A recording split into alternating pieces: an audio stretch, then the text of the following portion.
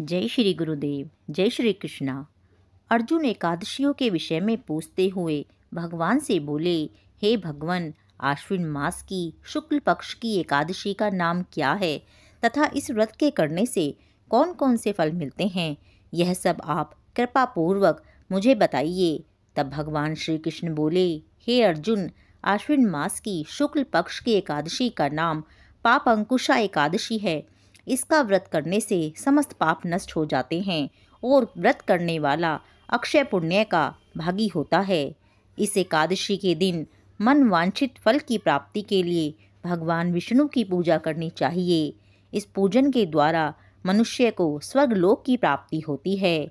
हे पार्थ, जो मनुष्य कठिन तपस्याओं के द्वारा फल प्राप्ति करते हैं, वही फल इस एकादशी के दिन क्षीर सागर में शेष नाग पर शयन करने वाले विष्णु भगवान को मात्र नमस्कार कर देने से मिल जाता है और मनुष्य को यम के दुख नहीं भोगने पड़ते हैं। हे अर्जुन, जो विष्णु भक्त शिवजी की निंदा करते हैं या फिर जो शिव भक्त विष्णु भगवान की निंदा करते हैं, वे नरक को जाते हैं।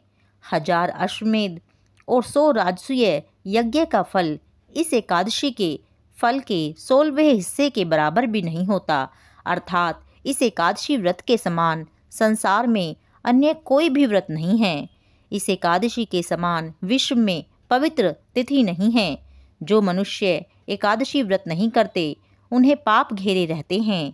यदि कोई मनुष्य किसी कारणवश केवल इस एकादशी का उपवास भी करता है, तो उसे यम के दर्शन नहीं होते। इस एकादशी का व्रत करने से मनुष्य को स्वस्थ शरीर और सुंदर स्त्री तथा धन धान्य मिलता है और अंत में वह स्वर्ग का अधिकारी हो जाता है। जो मनुष्य इस एकादशी के व्रत में रात्रि जागरण करते हैं, उन्हें बिना किसी विघ्न के स्वर्ग मिल जाता है।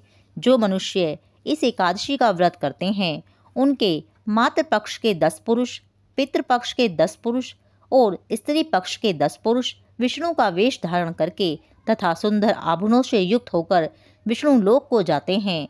जो मनुष्य आश्विन मास की शुक्ल पक्ष की इस एकादशी का विधि पूर्वक व्रत करते हैं, उन्हें हरिलोक मिलता है।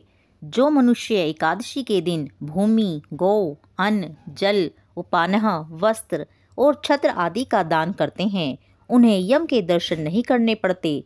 दरिद्री मनुष्य को भी यथाशक्ति कुछ दान देकर कुछ पुण्य अवश्य ही अर्जित करना चाहिए। जो मनुष्य तालाब, बगीचा, धर्मशाला, प्याऊ आदि बनवाते हैं, उन्हें नरक के दुख नहीं भोगने पड़ते। वह मनुष्य इस लोक में निरोगी, दीर्घायु वाले पुत्र तथा धन धान्य से पूर्ण होकर सुख भोगते हैं। अतः अंत में स्वर्गलोक को जाते हैं, उन्हें दुर्गति नहीं भोगनी पड़ती। इसीलिए व्यक्ति को चाहिए कि वह पापों से बचने का दृढ़ संकल्प करे। यूँ तो भगवान विष्णु का ध्यान स्मरण किसी भी रूप में सुखदायक और पापनाशक है, किंतु एकादशी के दिन भगवान का स्मरण कीर्तन सभी कलेशों व पापों का नाश कर देता है।